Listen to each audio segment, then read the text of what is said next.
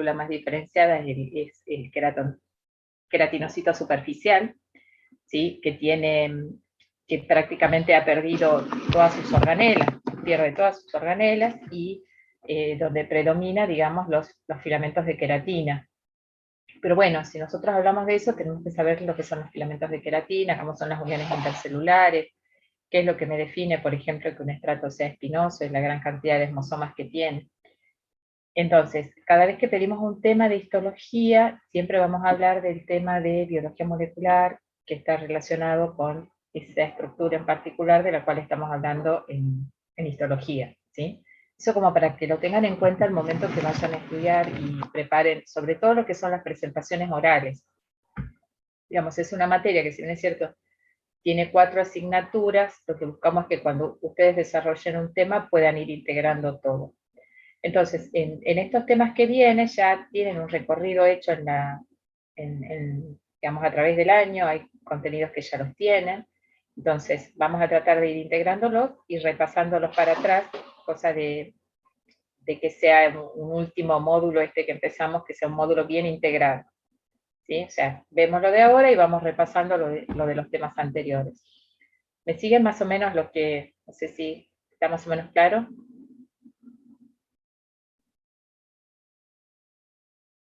Sí, sí, está claro. ¿Sí? Bueno, hoy vamos a hablar de lo que es el desarrollo musculoesquelético, ¿sí? Vamos a hablar de...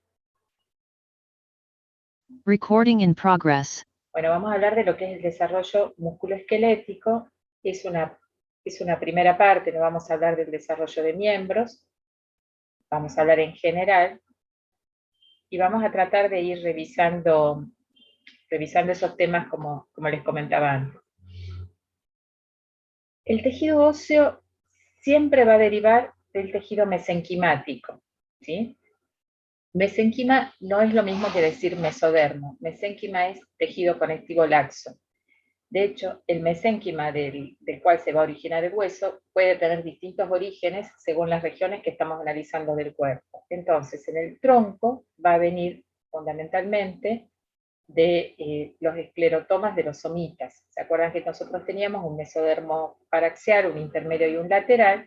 El mesodermo paraxial, en la región posótica, daba somitas, que eran como ladrillitos que uno los ve en las imágenes del dorso del embrión, y ahí vamos a tener un dermomiotoma y un esclerotoma. Bueno, de ese esclerotoma es donde fundamentalmente van a venir las vértebras, las costillas, el esternón. Y el esqueleto de los miembros, en cambio, va a venir fundamentalmente del mesodermo de la hoja parietal, del mesodermo lateral, ¿sí?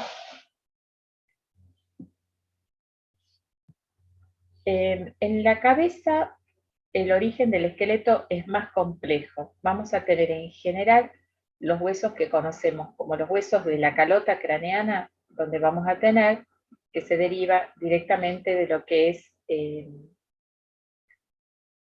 va a ser de mesénquima, perdón, va a ser mesénquima sin pasar por el estadio de cartílago, mientras que cuando hablamos de base de cráneo y del resto de los huesos del cuerpo, van a ser a partir de mesénquima, molde cartilaginoso y tejido óseo. La excepción la tenemos en el maxilar, donde la mandíbula, donde se forma a partir de las señales que manda un cartílago, que es el cartílago de Meckel, por eso hablamos de osificación paracondral, pero en realidad no se forma a partir de un molde cartilaginoso. Por otro lado, cuando hablamos del origen del mesénquima, que va a dar lugar a los huesos de la cabeza, vamos a ver que todo lo que es techo y base de cráneo va a ser de origen mesodérmico, mientras que los que van a corresponder a huesos de la cara van a ser derivados de la cresta neural. Esto se lo remarco para que no se confunda si viene de cresta neural o si viene de mesodermo, que eso tenga relación con endocondral o con osificación intramembranosa, ¿sí?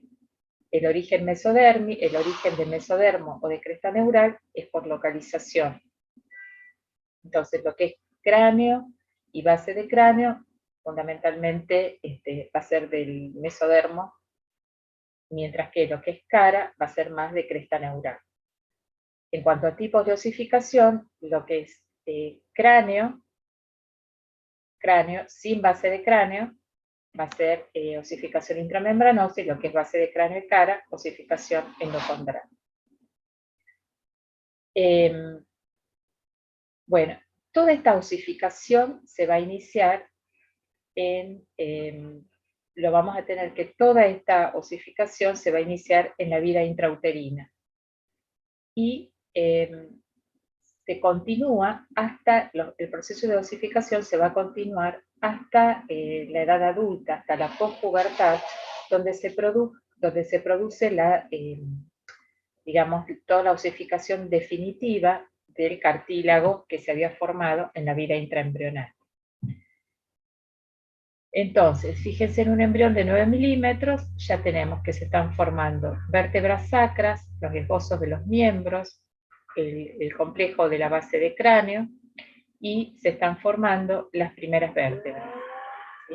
Vértebras cervicales. Fíjense, este es el cuello del embrión, y las vértebras torácicas.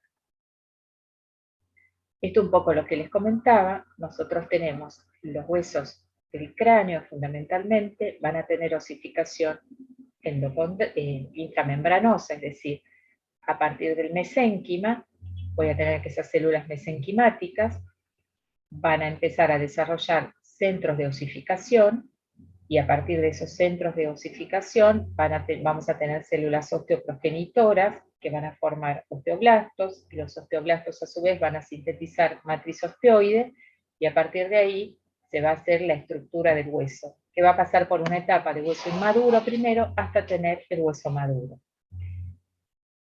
El resto, salvo la mandíbula, va a partir de un molde cartilaginoso, es decir, a partir del molde de mesénquima vamos a desarrollar una estructura cartilaginosa, y a partir de ahí vamos a tener la osificación.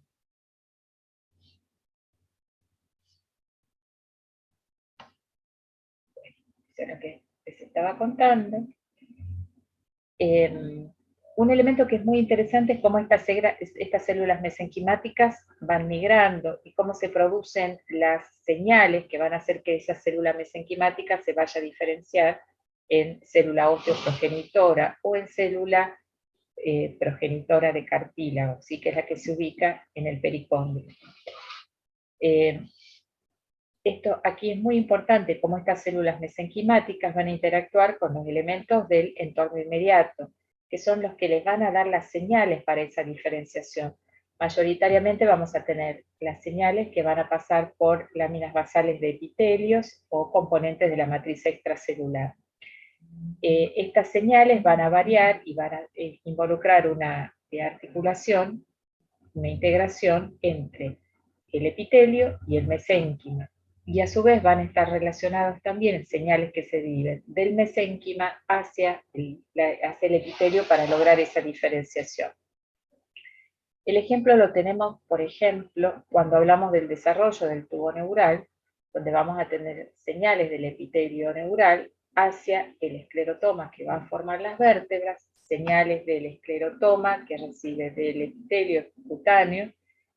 O sea, tenemos todo un sistema integrado de señales. Por eso en los defectos de cierre de tubo neural podemos tener que falle todo, por ejemplo, el cierre del tubo neural, el cierre vertebral y el cierre cutáneo, según el lugar donde esté fallando esa interacción. Y a veces tenemos que falle el cierre de la vértebra, pero no el cierre del tubo neural y no el cierre cutáneo.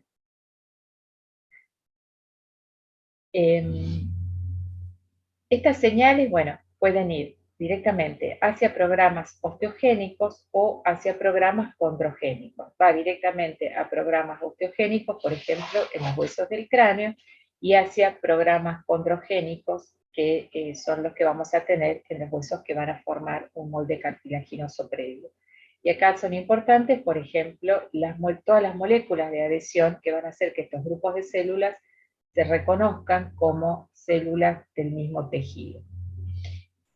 Básicamente entonces la cascada es células mesenquimáticas que se condensan, se agrupan acá hay un cambio en la expresión de las moléculas de señal que hacen que se produzca esta condensación, y ahí podemos tener dos vías posibles.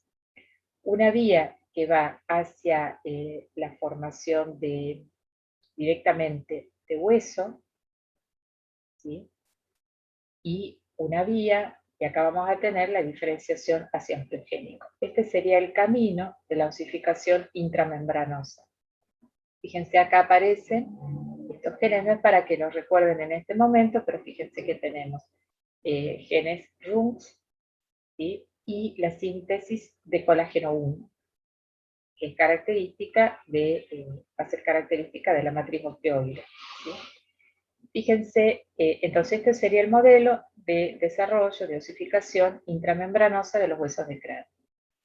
También puede ser, dependiendo de las señales que esté recibiendo, que esas son esas influencias inductivas que se mencionan acá, que la diferenciación se haga hacia un programa condrogénico. ¿Qué quiere decir esto?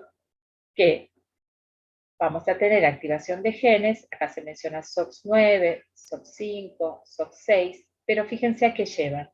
A la síntesis de colágeno 2 y agrecano, que son característicos de lo que va a ser el tejido cartilaginoso. O sea, vamos a tener un tejido precartilaginoso y un tejido cartilaginoso que quedará como cartílago permanente, como sucede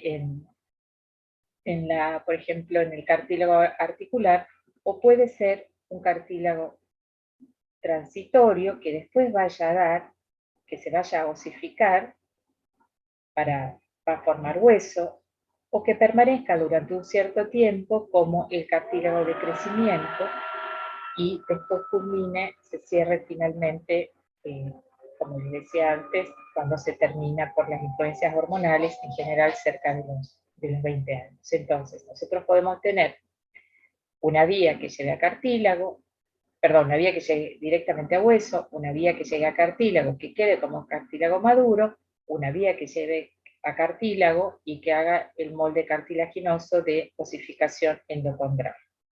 ¿Sí? Fíjense en qué va a diferir uno de otro, fundamentalmente la expresión, vamos a tener los genes que se activan, pero fíjense que acá tenemos la expresión de colágeno 2 para la matriz cartilaginosa y acá directamente colágeno 1 para la matriz osteoide. Entonces, si hablamos de condrocitos, van a tener tres orígenes también. Lo mismo que mencionábamos antes, mesodermo paraxial, paraesqueleto axial, inclusive la porción de la base de cráneo. El mesodermo de la placa lateral va a formar el esqueleto apendicular, es decir, el esqueleto de los miembros. Y las células de la cresta neural van a dar lugar a los elementos cartilaginosos de la cara y del cuello. Entonces estos son los tres orígenes que pueden tener esas células mesenquimáticas. Los osteoblastos, los condrocitos, van a surgir de las células mesenquimáticas y van a ver, como ustedes ya si hacen un poquito de memoria, van a recordar que había un pericondrio donde estaban esas células que podían seguir generando el cartílago. ¿Sí? El cartílago era vascular, no expresa vasos sanguíneos, se nutre por división. Mientras que cuando se producía la llegada de las células osteoprogenitoras, estas llegaban y lo que hacían era diferenciarse en osteoblastos. Los osteoblastos son los que sintetizan la matriz osteoide. Sobre esa matriz osteoide se produce la calcificación, el agregado, digamos, de cristales de hidroxiapatita, que es lo que lleva a la osificación, y los osteoblastos entonces se diferencian en osteocitos, que son los que permanecen en las lagunas osteocíticas de las láminas y de los sistemas de las laminillas y de las osteonas. Los osteoclastos van a ser las células que van a venir a resolver el molde cartilaginoso, que entra en degradación. Son células que vienen de la médula ósea, y además son las que van a permanecer en el hueso como órgano para producir la resorción ósea y el remodelado permanente que tiene el hueso durante la vida de un individuo. Entonces, vamos a repasar acá, fíjense, este es el tubo neural, acá tenemos el exomita, que conocíamos, acá está la notocorda, esto es ectodermo, esto es endodermo. a partir de este somita se van a diferenciar el dermomiotoma, que va a dar parte de la dermis, entonces del dorso del cuerpo, y va a dar los músculos de esta región.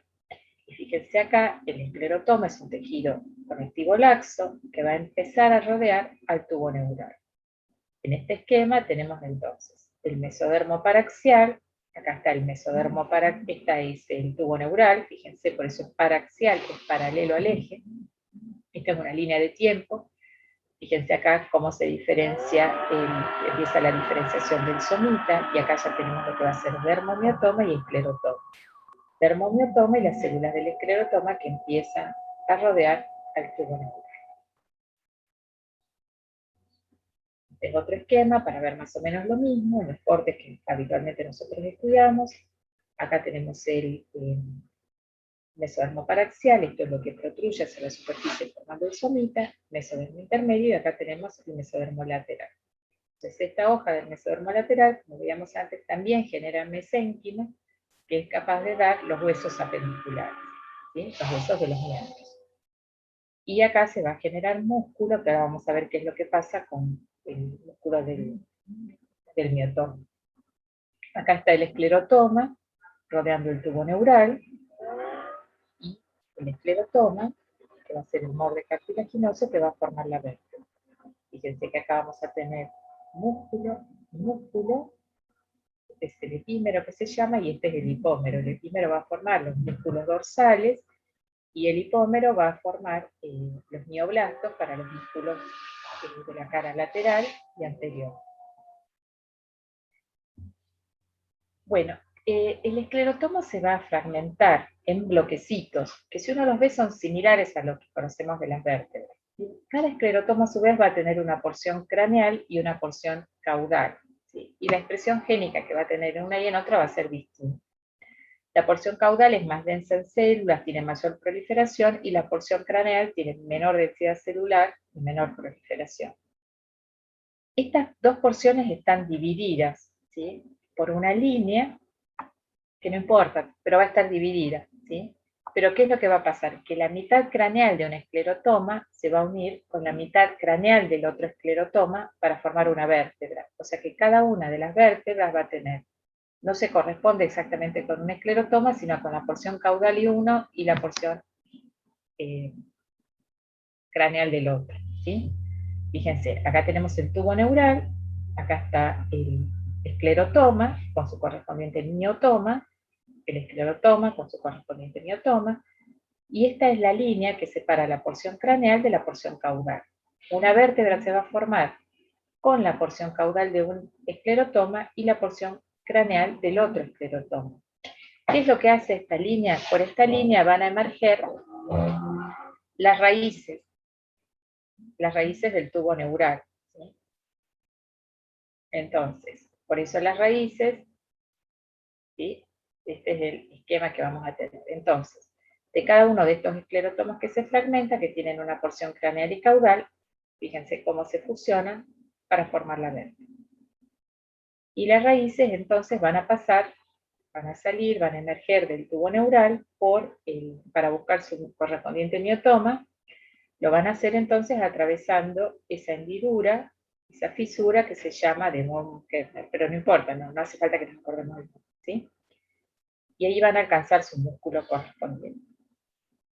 No solo el músculo correspondiente, sino la dermis con la cual está relacionada ese músculo. Entonces, ¿qué es lo que pasa en los otros huesos largos? Como dijimos, se forman moldes cartilaginosos, y este crecimiento, digamos, nosotros lo estudiamos cuando estudiábamos osificación endocondral. Entonces, cuando nosotros estudiábamos osificación endocondral, veíamos estas imágenes. Y entonces decíamos, tenemos una zona de cartílago en reposo, tenemos una zona donde el cartílago aparece proliferando, entonces en cada islote en cada laguna tengo más de un condrocito. Después teníamos la zona de hipertrofia, donde no solamente en cada laguna tengo más de un condrocito, sino que esos condrocitos aparecen como más grandes, y entonces tengo estas imágenes como en pila de monedas, que le llamamos.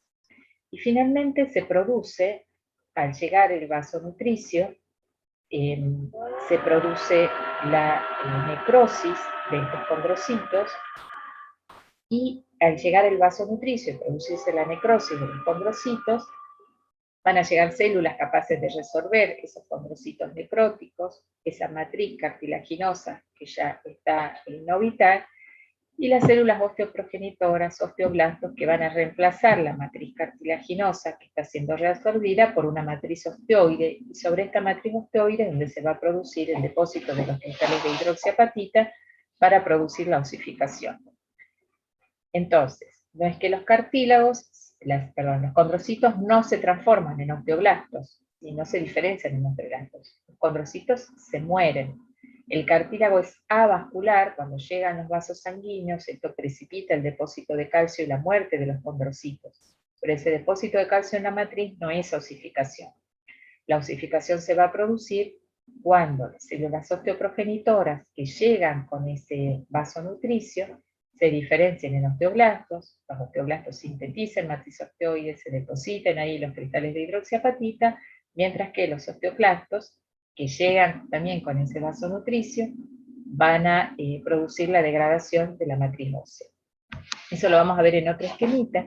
Este esquemita era para mostrarles esa línea blanca que tenemos acá, que ustedes la ven en las radiografías. Esto es una diáfisis, esto es una epífisis.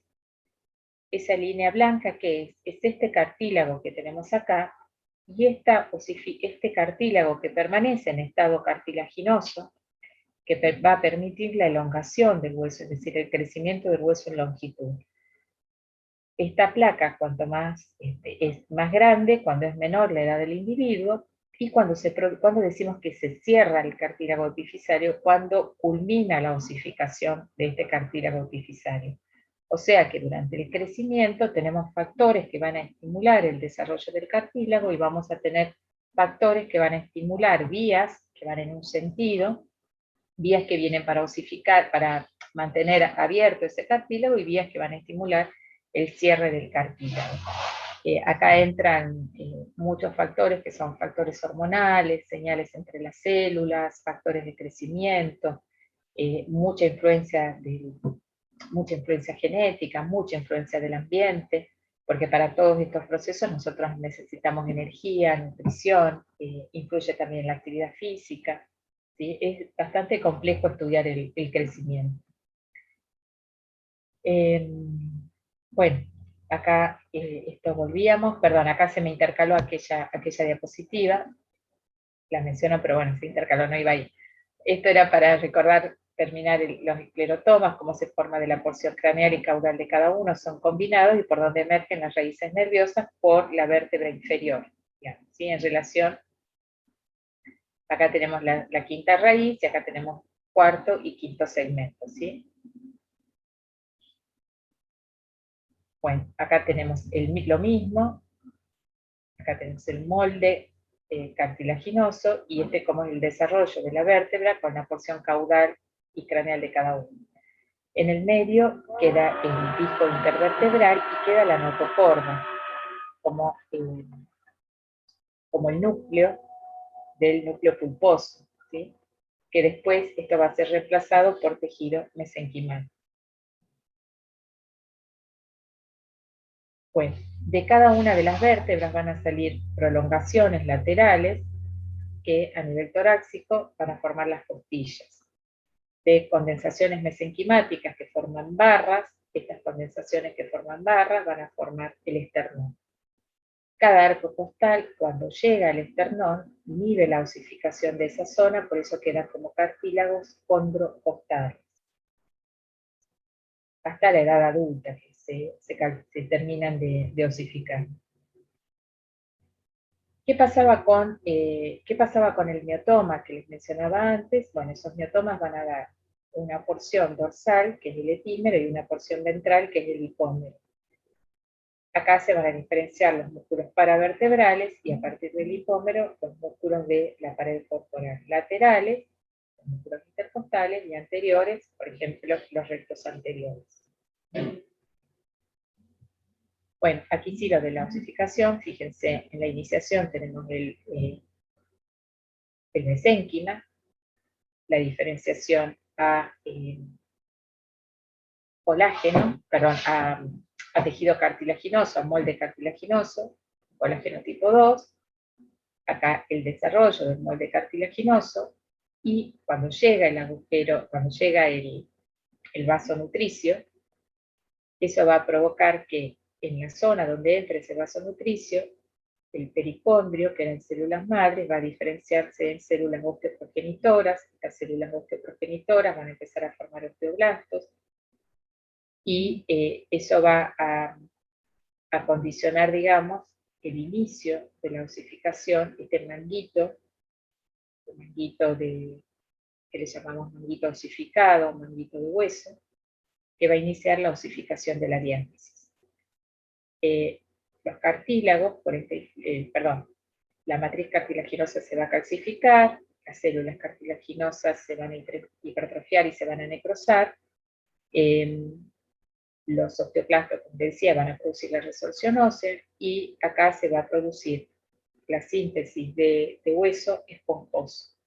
Las células que vienen acá también tienen células madre para generar lo que va a ocupar esta cavidad, que van a ser las células que después van a dar origen a la médula ósea roja, médula ósea amarilla. O sea, vamos a tener las células de la mielopoiesis y de la linfopoiesis, que van a ingresar con este vaso nutricio.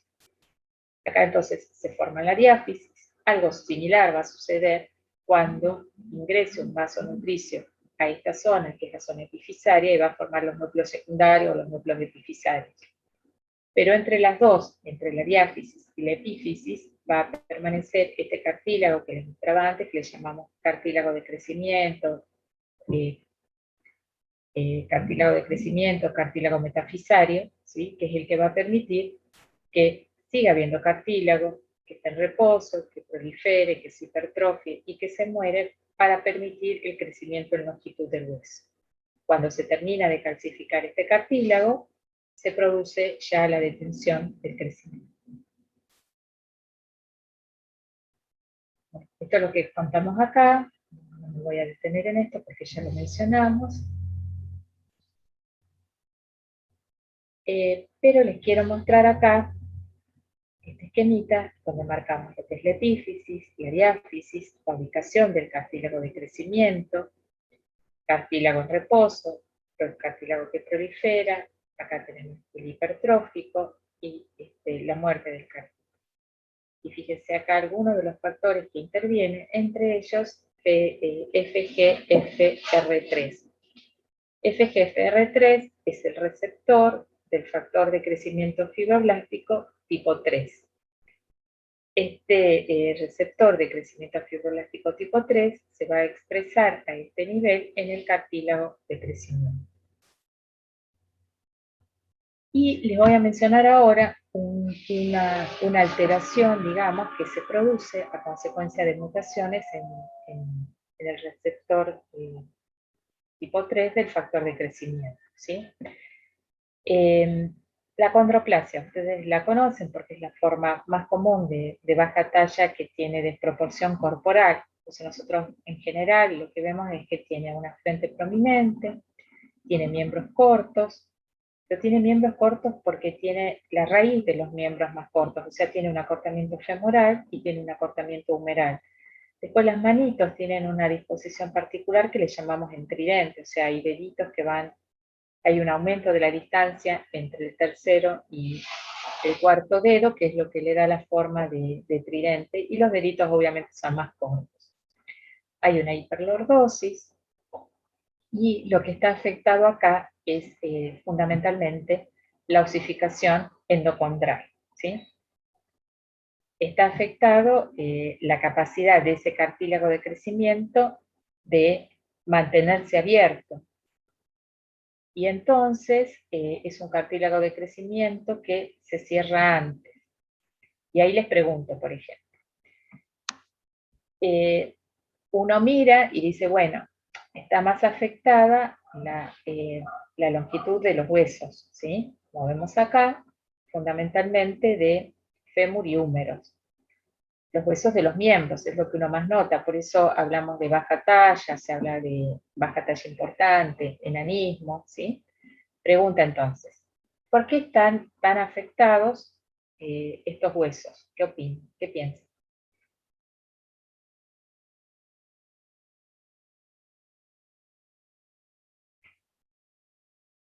A ver, en base a lo que hablamos, ¿qué me dirían? No es porque se forman esos huesos puntualmente a partir del cartílago de crecimiento, a diferencia, por ejemplo, los huesos del cráneo que se forman, bueno, igual los huesos Claro, sí, está bien, que se forman ¿sí? a partir de ossificación membranosa, intramembranosa. Exactamente. Entonces vamos a tener más afectados los huesos largos porque son los que se supone que tienen que crecer por ese cartílago de crecimiento abierto, ¿sí? Con osificación endocondral. Muy bien. Y son también los que más crecen, ¿sí? O sea, crecen más, supongamos, el fémur y el húmero que los huesos del antebrazo, por ejemplo. ¿Sí? Entonces, por eso es más notoria, todos están afectados, ¿sí? Pero es más notorio en los huesos que uno espera que tengan mayor velocidad de crecimiento. De hecho, si ustedes se acuerdan, el esquemita cuando hablábamos de cómo era el desarrollo del feto, o hace rato que le mostraba la columna, casi todo al principio es cabeza y cuello, y después se va produciendo la elongación. Los bebés cuando nacen, de hecho los bebés con acondroplasia cuando nacen, tienen talla normal, porque no es tan importante el crecimiento del fémur o del húmero en la vida intrauterina. Sí se va haciendo más notable en la vida extrauterina, y de hecho las curvas de crecimiento de estos chicos están muy por debajo de las curvas que son normales. La cabeza aparentemente crece más, si uno ve y dice, uy, tiene cabeza grande, y puede ser que tenga cabeza grande porque se puede asociar con hidrocefalia, ¿sí? Pero también lo que llama la atención es que la cabeza puede estar en percentilos normales, porque como decía Pamela, es otro tipo de osificación que no está afectada. Y dijimos también que la base de cráneo tiene osificación endocondral. Entonces, uno de los problemas que tienen es la estrechez del foramen magno. Y esa estrechez del foramen magno puede condicionar, por ejemplo, la hidrocefalia, o puede condicionar que tenga fenómenos de compresión vertebral. De hecho, puede tener canal estrecho también. Las vértebras también tienen osificación endocondral. Entonces, hay muchos chicos que, o por compresión del foramen magno, o por el canal estrecho vertebral, tienen alteraciones motoras, alteraciones neurológicas, y algunos directamente pierden la marcha. ¿Sí? O sea que fíjense cómo la alteración del cartílago de crecimiento, si bien es cierto lo que más llama la atención acá es la altura, puede tener comprometidas otras regiones. Después, la alteración de los desarrollos del desarrollo de los huesos de la cara, que también tienen osificación endocondral, lleva, por ejemplo, a que puedan tener obstrucción de las vías aéreas, y entonces, porque todo es más pequeñito, y entonces es muy común que tengan apneas obstructivas. Del 50-60% de los chicos pueden tener apneas obstructivas precisamente por la alteración del desarrollo de los huesos de la cara. Profe, Sí. en estos casos, donde justamente se ve tan afectado el sistema óseo en general, puede ser que en la parte perdón, no sé bien cómo desarrollar la pregunta, pero la parte de la caja torácica, al tener un desarrollo fuera de lo normal, o anormal, eh, lleve a presionar órganos internos, no sé, se me ocurre, pulmones, En, corazón, etc. en general, sí, es muy buena la pregunta, ¿sí? Ahora haceme acordar y volvemos, ¿sí? Dame un segundito y volvemos sobre eso. Sí, pueden tener el tórax más chico, inclusive a veces es un tórax bastante chico, pero no llega a ser tan reducido como para que no puedan desarrollarse bien los pulmones o el corazón, ¿sí? A veces a uno la verdad que cuando uno les revisa les genera duda el tórax porque puede ser muy chico, pero en general no tienen problemas, ¿sí? En general, bueno, este es un actor famoso, yo me enteré, yo lo conocía por otra película, pero no vi Game of Thrones, entonces después me aclararon de dónde se había hecho famoso, pero bueno, este es un actor famoso, cada vez que ustedes ponen acondroplasia en internet les va a aparecer la imagen de él, porque bueno, aparte es un excelente actor, pero es un ejemplo de superación, ¿no? Y de hecho las familias con acondroplasia lo publican en todas sus páginas. Fíjense el acortamiento rizomiélico, que es muy evidente. ¿Tiene acortado acá? Sí, pero digamos, esto se llama mesomiélico y esto se llama acromiélico, ¿sí? Lo que es la mano corresponde a acro, esto es meso y esto es rizo de raíz. Porque estos son los huesos que se suponen que después del nacimiento son los que tienen que crecer con mayor velocidad, por eso son los más afectados.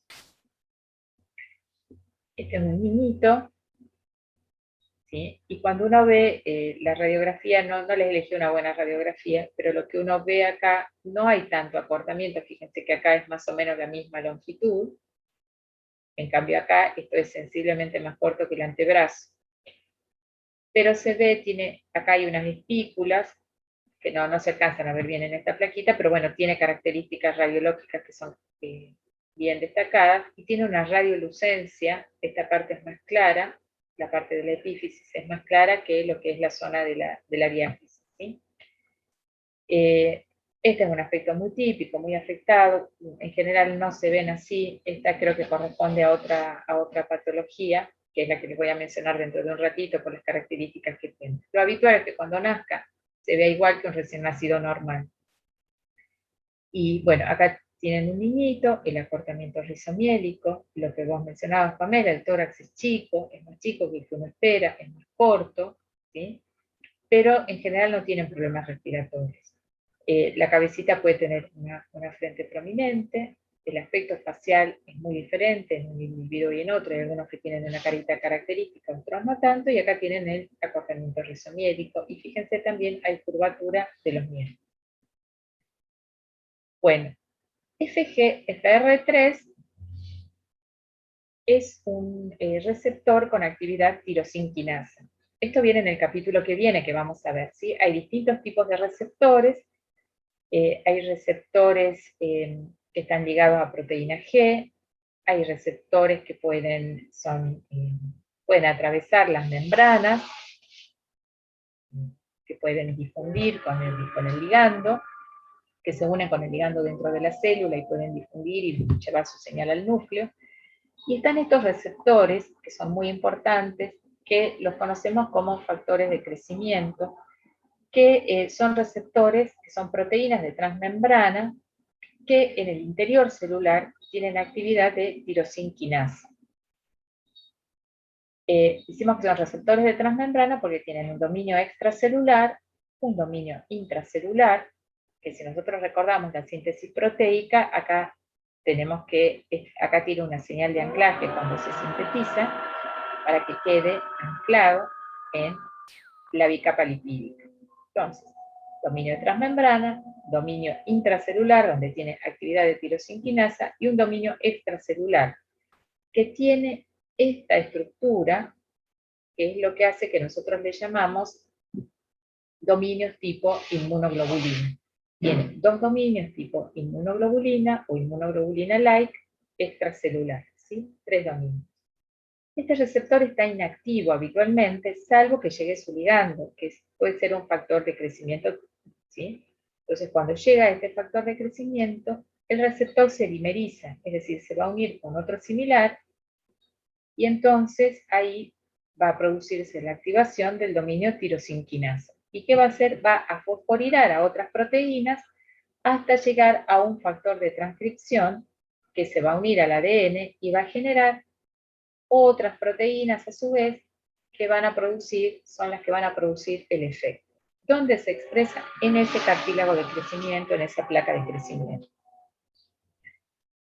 Acá tienen otro esquemita con los dominios tipo tirosinquinasa y aquí con los inmunoglobulinas, los dominios extracelulares que tienen 3 dominios similares a inmunoglobulina.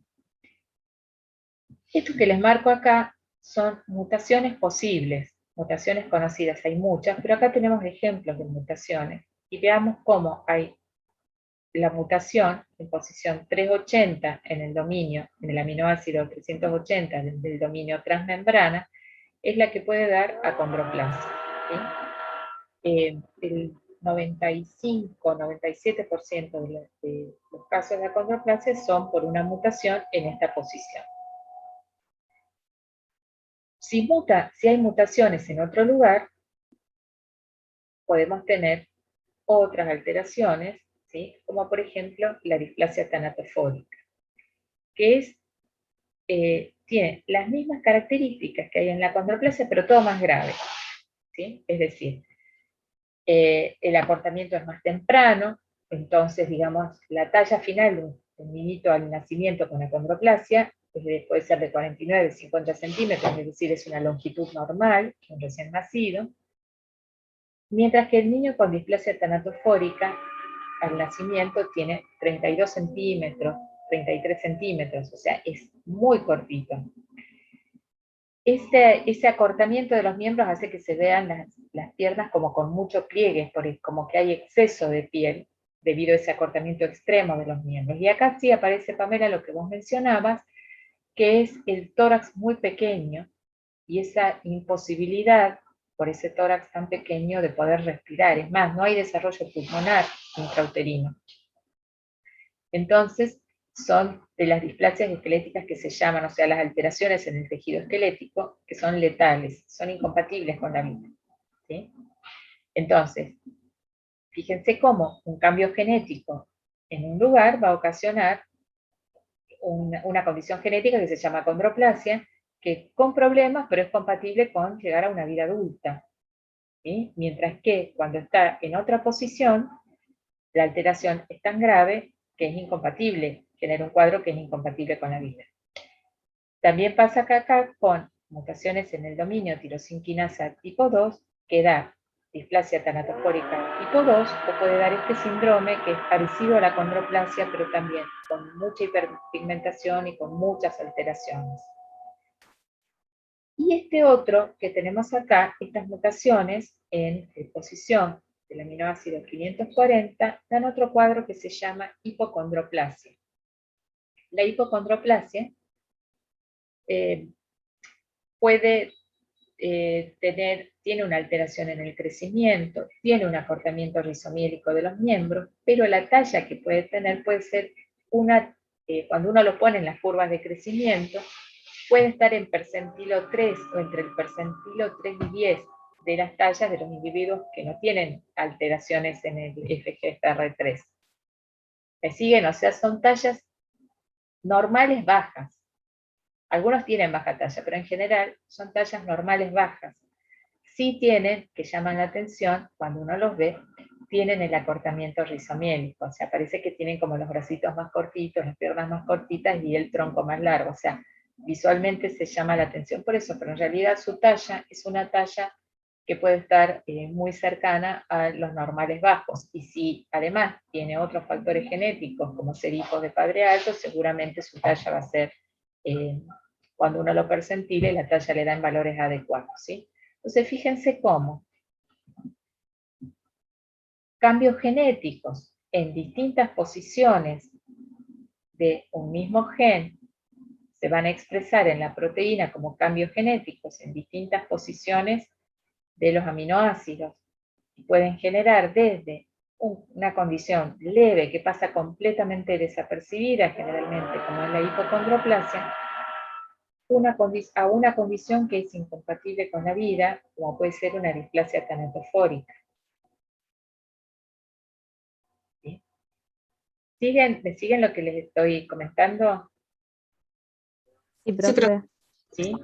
Esto es lo que se llama heterogeneidad, es un tipo de heterogeneidad genética. En este caso, entonces, fíjense que mutaciones en un mismo gen me ocasionan patologías diferentes, ¿sí? Condiciones genéticas diferentes, desde algunas muy leves hasta algunas que son muy graves. Esto les sirve como ejemplo después, cuando estudiemos el capítulo de heterogeneidad genética en genética. Siempre hablamos de un solo gen que tenga estos cambios genéticos, ¿sí? O sea que sería una herencia autosómica dominante. Con solamente tener variación genética en uno de los dos genes, en uno de los dos alelos que tiene un individuo, tenemos la expresión del cuadro clínico. Por eso hablamos de un cuadro clínico que es autosómico dominante. Si un individuo tiene los cambios genéticos, por ejemplo, para acondroplasia en sus dos alelos, o sea, el homocigota dominante, se parece al, clínicamente se va a parecer al de la displasia tanatofórica, es muy parecido, y es, por ende, una forma que es incompatible con la vida, es letal. ¿Bien? Entonces, este tipo de trastornos, en general,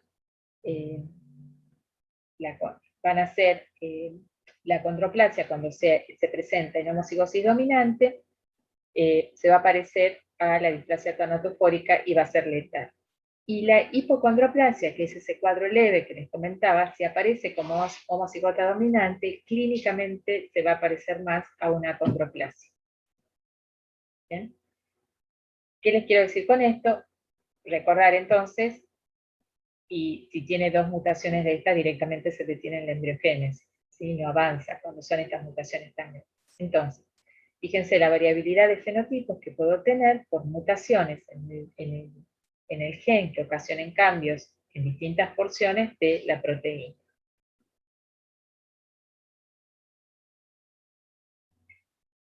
¿Cómo actúa ese FGFR3? Entonces, cuando se une a su ligando, se activa la vía de tirosinquinasa, que en realidad lo que va a hacer es fosforilar a otras proteínas. Tiene varias vías, no hay una única vía. La vía más conocida es esta, que es la de RAF, ¿sí? La vía que tenemos acá, fíjense, acá tenemos este que va a ser directamente el que va a actuar sobre el ADN produciendo los factores de transcripción. Esta es la vía de PIC3, ¿sí? Y fíjense a qué llevan estas vías. El condrocito tiene que proliferar, se tiene que diferenciar y después tiene que sufrir apoptosis, ¿sí? Esa es la secuencia que vimos en el cartílago de crecimiento. ¿Qué hace esta vía de FGFR3? Bloquea la proliferación, bloquea la diferenciación y estimula, la apoptosis, ¿sí? Fíjense. Bloquea la proliferación, bloquea la diferenciación y estimula la apoptosis. Resultado de esto es un acortamiento de la placa epifisaria.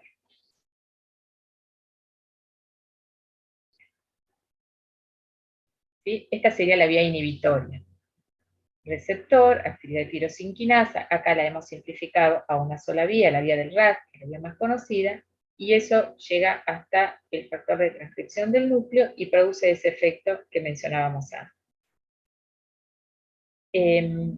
Como esta vía es cortita, o sea, esa vía es importante, pero actúa como un flash, es muy corta porque inmediatamente se produce el efecto, se produce la separación de los dos monómeros, ¿sí?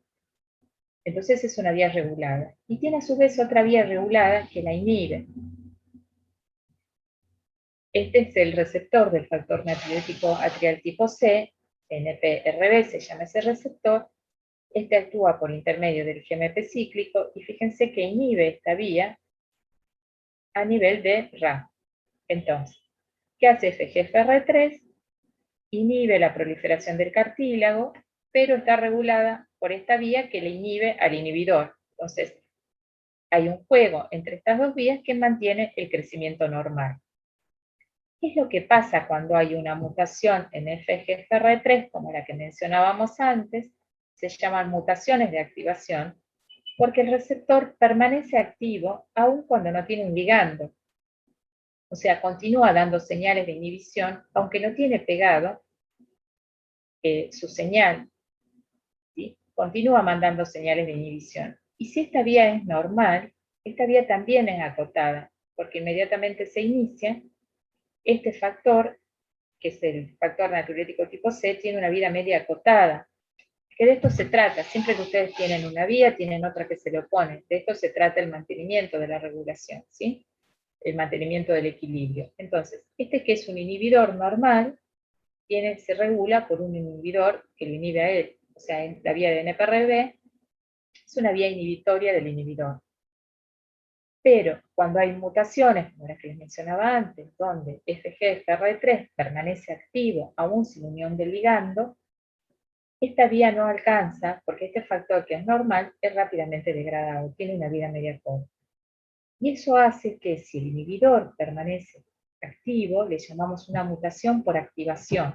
¿Por qué? Porque está activo el receptor, está activa la vía, sin que tenga el ligando.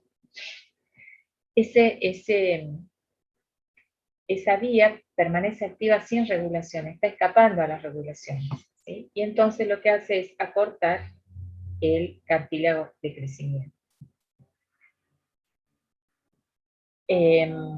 Bueno, esto es lo que les mencionaba antes, y acá lo vemos en un esquemita. Entonces, FGFR3 es un regulador negativo, pero está limitada su acción, rápidamente es endocitado y inactivado. Pero cuando está activo sin ligando, esta endocitosis está frenada y continúa activo. Y esta mutación en el cartílago de crecimiento hace que la vía inhibitoria del crecimiento del cartílago esté activada. Y eso es lo que produce el acortamiento en longitud que tienen los pacientes con acondroplasia. ¿Me siguen? Sí, profe, re bien. Bueno, entonces, fíjense, ¿qué se ocurre? ¿Para qué sirve conocer esta vía? Porque alguien dijo, bueno, si esto es un receptor de tirosinquinasa, le puedo poner acá un inhibidor de la tirosinquinasa. Está bueno eso, ¿verdad? Entonces lo bloqueo a esta activación. ¿Qué opinan?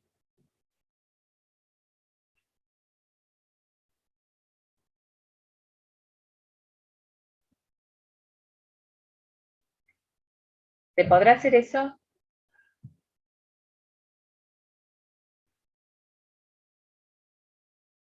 A ver, escucho opinión. Estudian la vía y dicen, bueno, si esto tiene actividad de la tirosinquinasa, la bloqueo.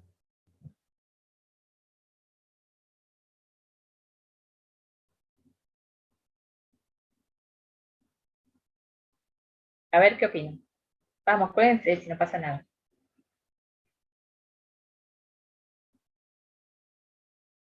Profe, ¿no produciría una desregulación?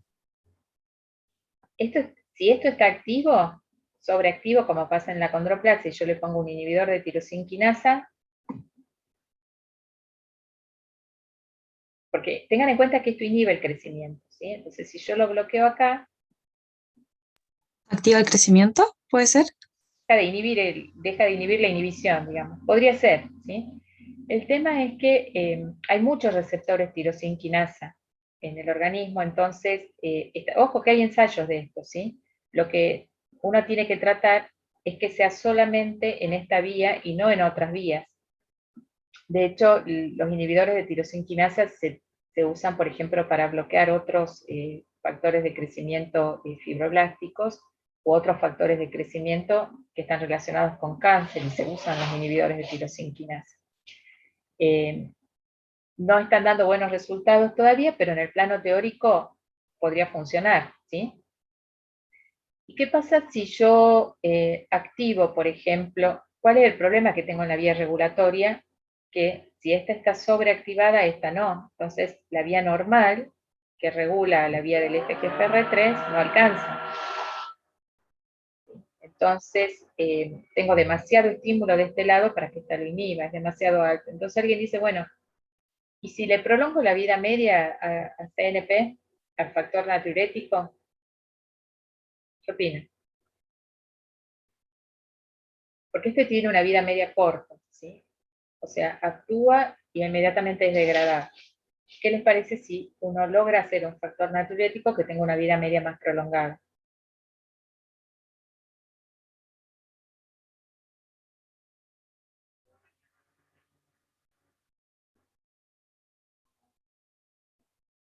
¿Podrá ser?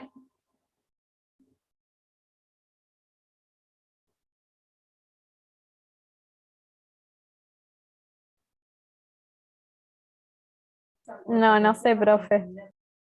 A ver, pónganse. Para mí que sí. Claro, puede ser, ¿sí? De hecho, este es un medicamento que ahora apareció, ha sido aprobado para el tratamiento de acondroplasia, ¿sí? Hay otros, ¿sí? Hay otros que se están se están desarrollando, ya les digo, los inhibidores de tirosinquinasa, otros estimuladores de este receptor, ¿sí? Pero lo que ahora se ha aprobado, está aprobado por la Agencia Europea y va a salir aprobado acá, porque acá es aprobación automática cuando lo aprueba la Agencia Europea de Medicamentos o la FDA, es un factor natriurético tipo C, o sea, es un análogo parecido a este, nada más que tiene una vida media más prolongada. Entonces, se mantiene el estímulo sobre esta vía y eso contrarresta esta vía que está sobreactivada. Entonces, digamos, el conocimiento de todas estas vías es para conocer blancos terapéuticos sobre los que uno pueda llegar a actuar. ¿Sí? Entonces, ese era el objetivo de este estudio y aparece, ¿sí? Bueno, acá yo tenía algunas imágenes, fíjense, estas son vértebras, ¿sí? ¿Qué pasó acá? ¿Qué opinan? Esto ya no es acondroplasia, ¿sí? ¿Qué opinan de eso? Puede ser que no se hayan unido los somitas, ese extremo craneal con el extremo caudal. O por lo menos no se unieron bien, ¿sí? Entonces, eso se llaman defectos de segmentación, ¿sí? ¿Y con qué se podría acompañar esto que vemos en la columna? ¿Dónde más podría haber estos defectos de segmentación?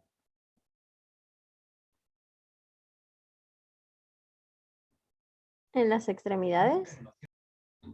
Puede ser en las extremidades, pero ¿qué es lo que sale de las vértebras?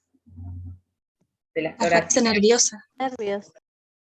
Sí, puede haber compresión, ¿y qué más? De hueso, ¿qué sale de acá? Costillas. Exactamente. Entonces podemos tener también segmentación, alteración de la segmentación de los arcos costales, ¿sí? Costillas fusionadas, costillas dobles. Bueno, hasta acá llegamos hoy. Entonces, fíjense cómo nosotros, a partir de hablar del desarrollo del músculo esquelético, pudimos repasar algo de osificación intramembranosa, de osificación endocondral, hablamos un poquito de señales intracelulares, ya lo van a tener un práctico de señales intracelulares y pueden usar esto como ejemplo de una vía tipo tirosinquinasa. Después vamos a ver otras vías tirosinquinasa cuando hablemos de cáncer también.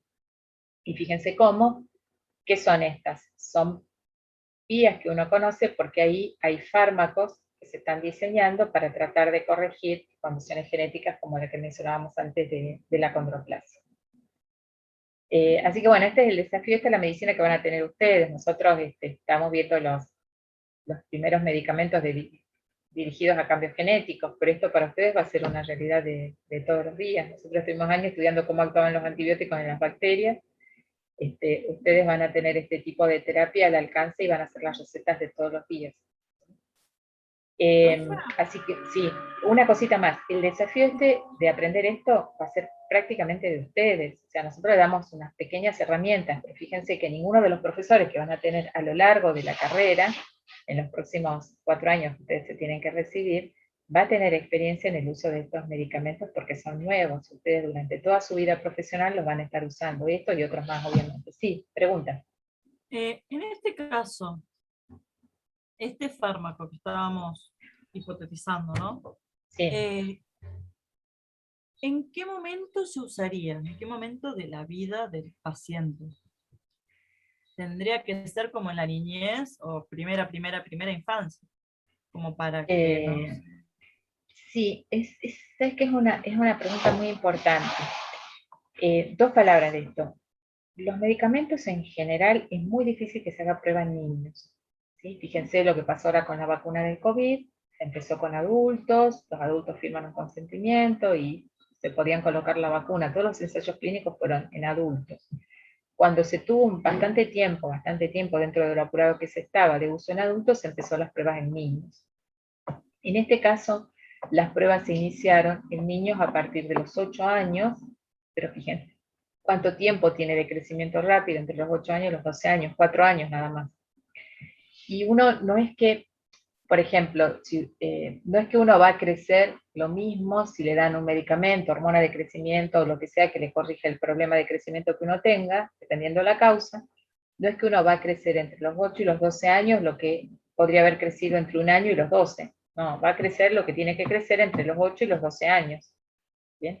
Después se bajó la edad así entre los 5, desde los 5 años, y ahora empieza a aparecer los trabajos donde empiezan con niños más chicos, ¿sí? A partir de los 2 años. A En el ensayar plano este teórico, ¿cómo? A ensayar este medicamento, digamos, a ensayar. Sí, Probamos. sí. Ya sale la aprobación, sale como aprobaciones de emergencia porque no hay otra cosa, digamos. Entonces se aprueba mucho más rápido que si hubiera otro medicamento disponible. Lo ideal sería, si vos me apurás, al momento del nacimiento o inclusive si estuviera la posibilidad antes del nacimiento. ¿Por qué les digo esto? Porque si bien es cierto, ¿qué es lo que se trata de corregir? Como les decía, era el crecimiento en longitud de esos huesos de la raíz de los miembros. Pero las complicaciones por estrechez del agujero occipital son tempranas, son alrededor del año, ¿sí? A veces tenemos chiquitos que antes del año tienen que ser operados. Porque no es solamente, o sea, el problema que tienen no es solamente el crecimiento en longitud, sino que también tienen los huesos de base de cráneo y los huesos de la cara. Entonces, uno tendría que poder administrarlo lo más temprano posible. Y entonces tendría el crecimiento potencial, digamos, desde el nacimiento hasta la edad de cierre del cartílago, ¿sí? Después de los 12, 13, 14 años, según sea varón o mujer. ¿Sí? Si vamos al mecanismo fisiopatológico.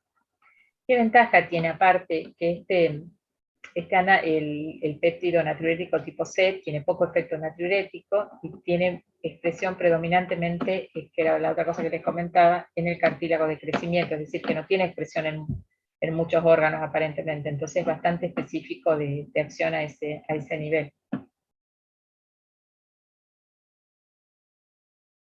¿Sí? Entonces, lo ideal es empezar cuanto más pronto se puede. Puedo decirles, esta va a ser una rutina de ustedes, ¿eh? Muchos medicamentos como estos para distintas vías genéticas que se vayan descubriendo y se encuentren medicamentos. Así que bueno, les dejo la inquietud, esto lo vuelven a escuchar o lo vuelven a repasar después que vayan teniendo cada uno de los temas, lo vamos a usar como ejemplo cuando veamos las herencias autosómicas dominantes, los mecanismos de dominancia, en este caso es una mutación con ganancia de función, así se llama porque el gen está activo, digamos el receptor está activo aun cuando no tiene pegado el ligando, a eso se le llama ganancia de función. Vamos a ver que esto es un ejemplo de heterogeneidad, un ejemplo de heterogeneidad genética, ¿sí? Vamos a ver varios ejemplos, este es un tipo de heterogeneidad genética, en una herencia autosómica dominante. Y la otra cosa que les comento, ya que estamos, vieron que siempre asociamos la edad materna con anomalías cromosómicas o anomalías en la descendencia. Este es uno de los trastornos de las condiciones genéticas que está asociada a mayor edad paterna. ¿Sí? O sea, estos cambios genéticos, cuando no son heredados, o sea, cuando los padres son sanos, son más frecuentes cuando los padres son mayores, los padres varones, hombres, son mayores de 40, 45 años. Bueno, llegamos hasta acá entonces, todos estos temas los vamos a volver a ver cuando veamos cada tema específico, y acá tenemos una para para citar como ejemplo de todas estas cosas que estamos mencionando y para repasar osificación endocondral y intramembranosa. Así que bueno, nos estamos viendo, chicos, hasta luego. Profe, gracias. No, gracias, profe. Chao, profe.